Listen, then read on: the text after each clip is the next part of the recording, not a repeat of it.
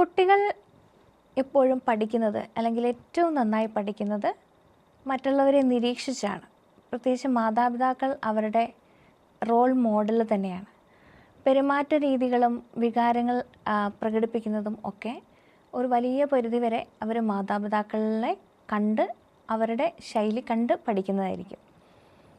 അതുകൊണ്ട് തന്നെ അസേർട്ടീവ്നെസ് കുഞ്ഞുങ്ങളെ പരിശീലിപ്പിക്കാനായിട്ട് ഏറ്റവും പ്രധാനപ്പെട്ടതും ആദ്യം ചെയ്യേണ്ടതുമായ കാര്യം മാതാപിതാക്കൾ അതിന് മാതൃകയാവുക എന്നുള്ളതാണ്. കുഞ്ഞുങ്ങളോട് നോ പറയേണ്ടിടത്ത് അവരെ ബഹുമാനിച്ചുകൊണ്ട് തന്നെ നോ, അത് ചെയ്യേണ്ട അല്ലെങ്കിൽ ചെയ്യാൻ പാടില്ല എന്ന് പറയുന്നതാണ് ആദ്യത്തെ സ്റ്റെപ്പ്.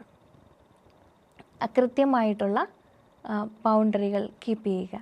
അതുപോലെ തന്നെ കുട്ടികൾക്ക് അവരവരുടേതായിട്ടുള്ള ബൗണ്ടറികൾ വീട്ടിൽ തന്നെ സെറ്റ് ചെയ്യാനും അതിനെ സൂക്ഷിക്കാനുമായിട്ടുള്ള അവകാശം കൊടുക്കുക, അതിനുള്ള സ്വാതന്ത്ര്യവും അവസരങ്ങളും കൊടുക്കുക. ഉദാഹരണത്തിന് അവരുടേതായിട്ടുള്ള തീരുമാനങ്ങൾ എടുക്കാൻ, ചില കാര്യങ്ങളെല്ലാം മറ്റുള്ളവർ അവരോട് എങ്ങനെ പെരുമാറണം എന്ന് പറയുമ്പോൾ മറ്റുള്ളവരെയും മാനിക്കാത്ത അവനവൻ്റെ കാര്യങ്ങൾ മാത്രം നോക്കുക, സെൽഫിഷ് ആയിട്ടുള്ളൊരു നേച്ചറിലേക്ക് പോവുക എന്നുള്ളതല്ല ഇവിടെ ഉദ്ദേശിക്കുന്നത്.